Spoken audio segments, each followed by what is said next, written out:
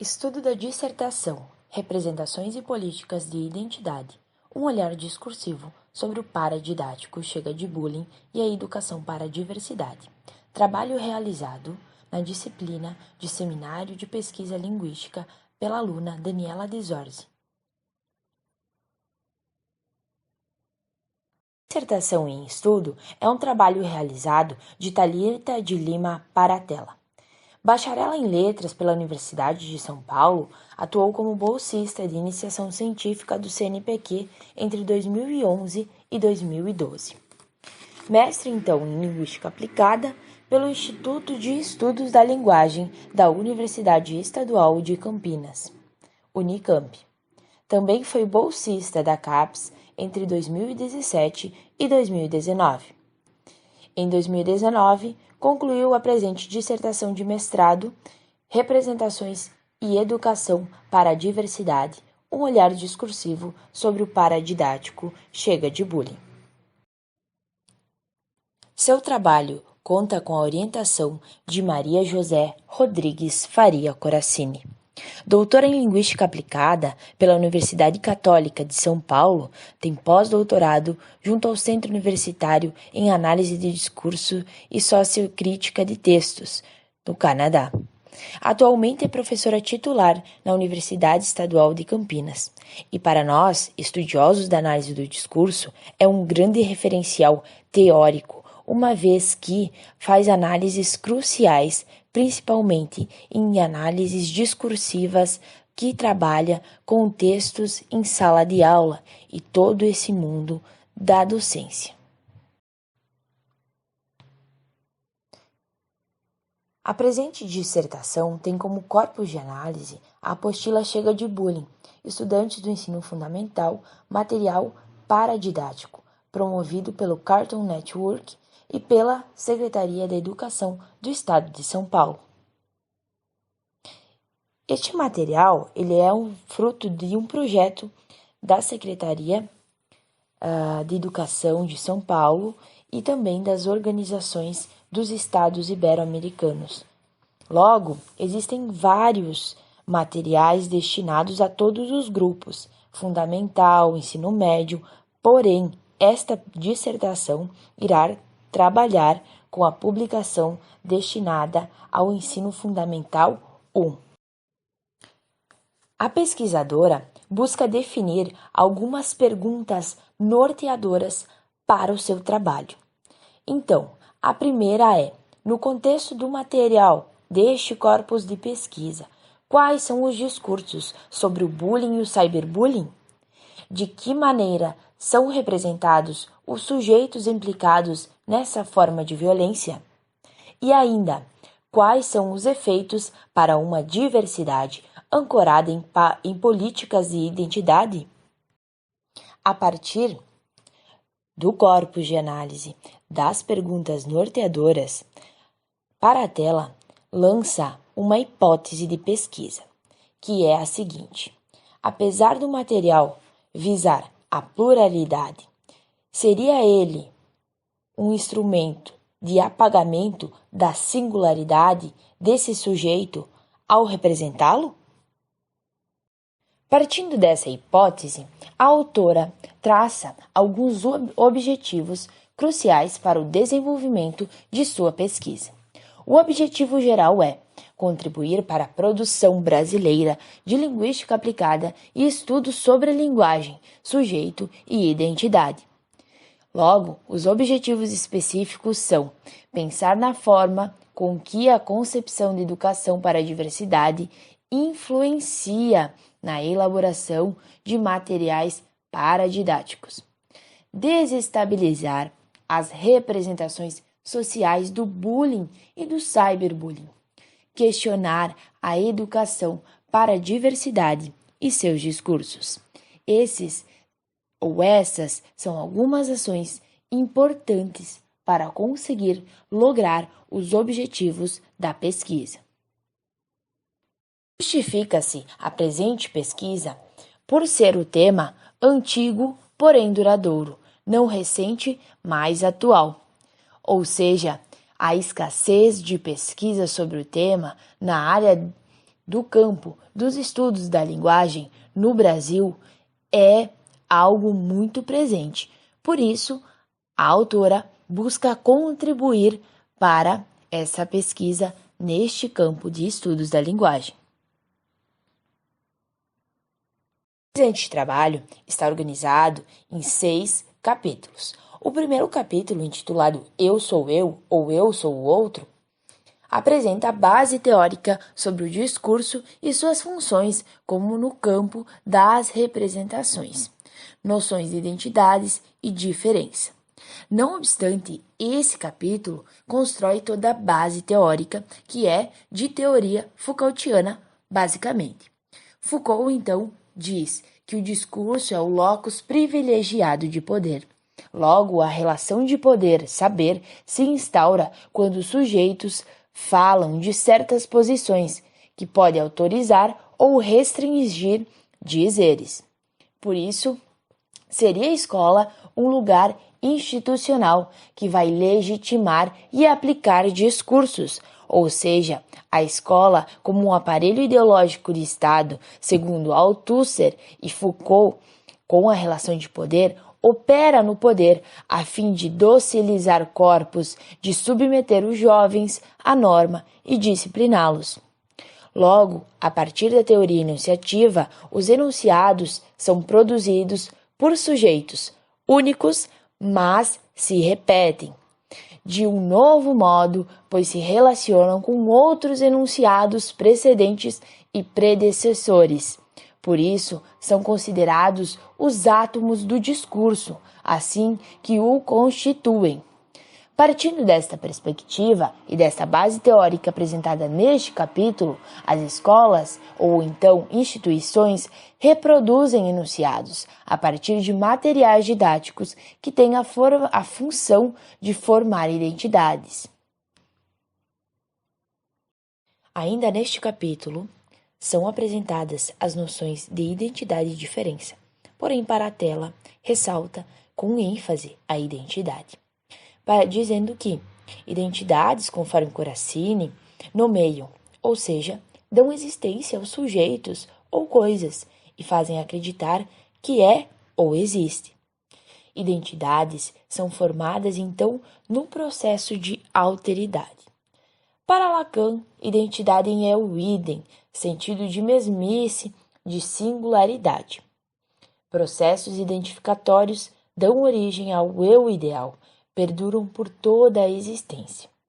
Identidade não pode ser fixa, pois significados deslizam a todo momento, desestabilizando no campo das representações. Logo, ela já precede dizendo que o material paradidático ele funciona como um outro para as crianças, educadores envolvidos, ou seja, ele constrói identidades. Já no capítulo 2, Paratella faz uma revisão literária do tema no âmbito da literatura e analisa a obra O Ateneu de Raul da Pompeia, analisando a figura do protagonista que sofreu, sim, algum tipo de violência ou um bullying, que assim não era denominado naquele tempo, naquele espaço, que era a instituição escolar ou então um seminário. Afirma ainda que os estudos sobre o cyberbullying e o bullying no Brasil foram tardios, pois se deram somente na década de 2000. Logo, o significado da palavra bullying, historicamente construído, tem estreita relação com o autoritarismo. Não obstante, ela faz toda a análise do discurso jurídico, onde tem uma lei, a Lei 13.685, que vai amparar, dizendo que o bullying é social e ocorre em instituições, envolve o Estado e diz respeito às relações humanas. Logo, o cyberbullying nas relações de poder na escola é um tipo de violência que insere um jogo de relações que vai operar em todos os espaços e tempos na relação poder-saber. No capítulo 3 é apresentada a metodologia de pesquisa, tendo como o arquivo, ou seja, esse material que vai se constituir uma multiplicidade de discurso, ou seja, essa noção de arquivo, que vai chamar atenção às marcas sutis e à fuga das pré-concepções.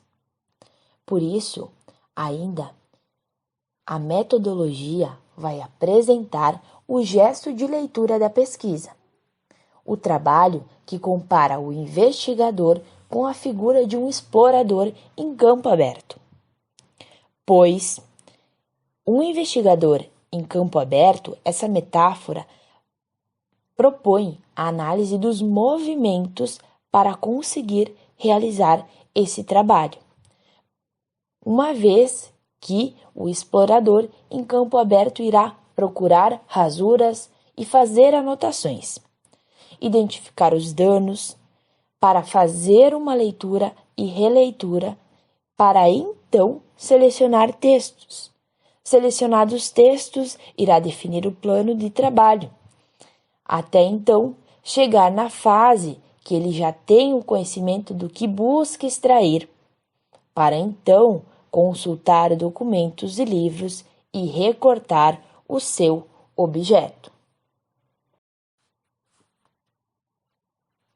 Capítulo 4. Dicotomias. Os sujeitos do cyberbullying e as suas identidades, diferenças.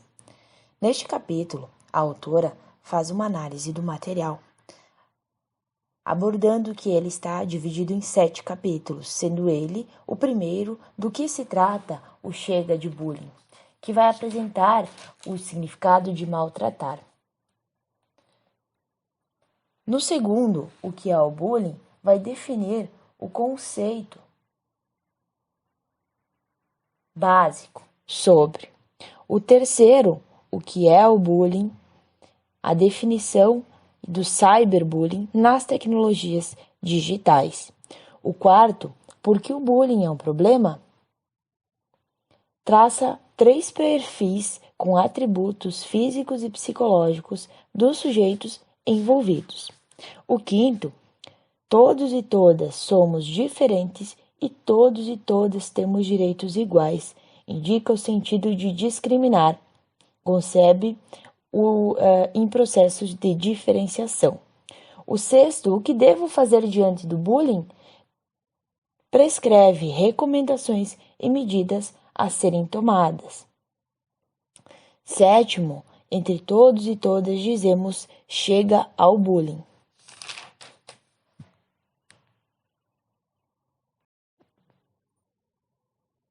A partir da apresentação do material, a autora iniciará a sua análise neste capítulo. A sua primeira análise discursiva é no subtítulo Meninos e Meninas, Relações de Gênero no Cyberbullying, onde analisa que os enunciadores dividem sujeitos em várias categorias, entre elas meninos e meninas. Logo, meninos e meninas são representações de sujeitos que vivenciam o bullying, mas, na análise de paratela, essa dicotomização implica em uma agressão.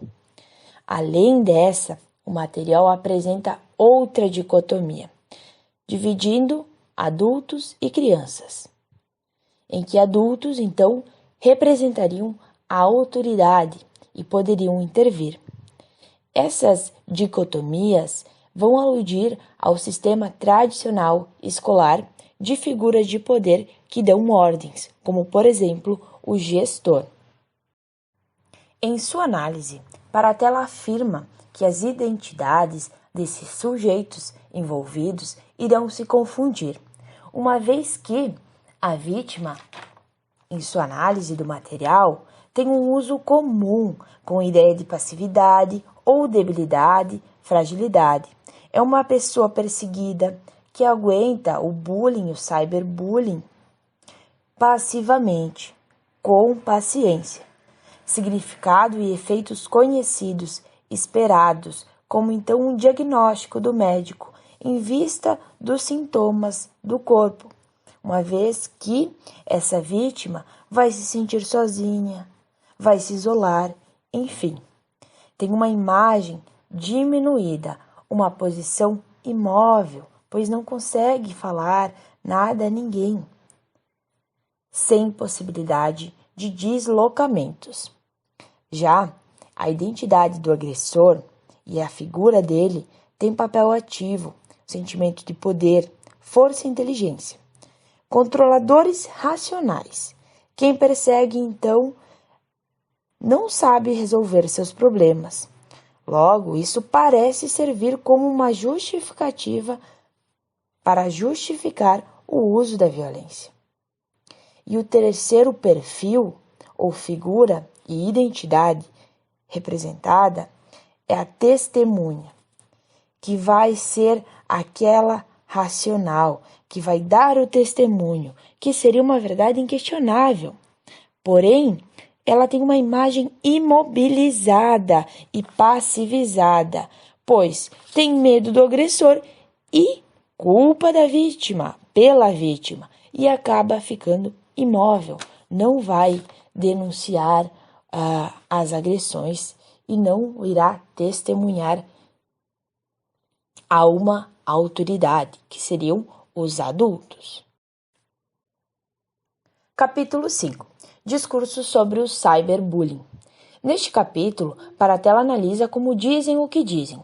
Em outras palavras, analise as marcas da enunciação para comprovar a modalização recorrente que transparece e pressupõe a opacificação dos dizeres. E a partir dos recortes discursivos, questiona o jogo das modalizações que torna as crenças em verdades.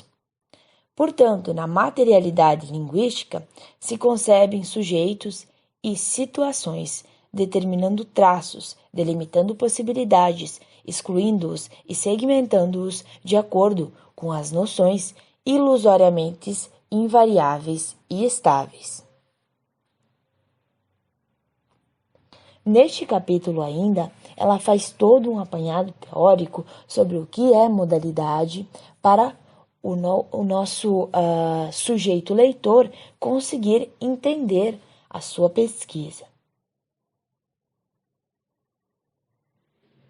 Analisando a modalidade implícita e a modalidade explícita que vão ocorrer e vai ser um jogo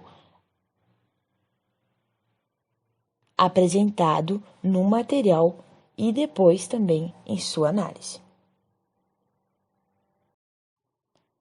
O capítulo 6, que é o último capítulo desta dissertação, está intitulado Representações e Políticas de Identidade.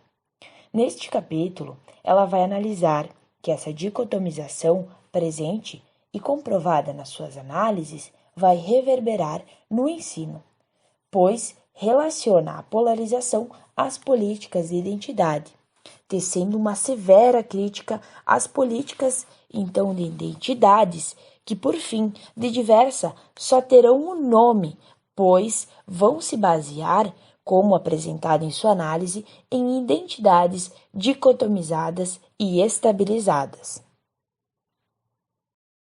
Por fim, nas considerações finais, Paratella conclui que a repetição das representações dos envolvidos no bullying e no cyberbullying aponta para um certo conservadorismo dos enunciadores, em vista de sua obsessão pelo mesmo. As representações de categorias estáveis, em vez de estimularem a tolerância e o respeito à diversidade, excluem e reproduzem padrões, podendo ser o elemento de fracasso do ensino e não aliadas.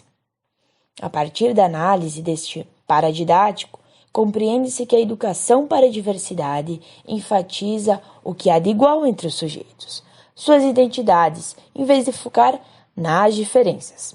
Mesmo que a identidade seja indissociável da diferença, é predominante sua abordagem. Dada a criação de categorias cujos significados são predominantemente dicotômicos. Em vista disso, na categorização dos sujeitos em situação de bullying e cyberbullying, ao apagamento das diferenças, formando-se, então, os pares dicotômicos. A partir da apresentação desta dissertação, análise e estudo, concluo que é uma pesquisa relevante, uma vez que faz análises profundas sobre o tema e que consegue abordar muito bem e mobilizar a teoria na análise.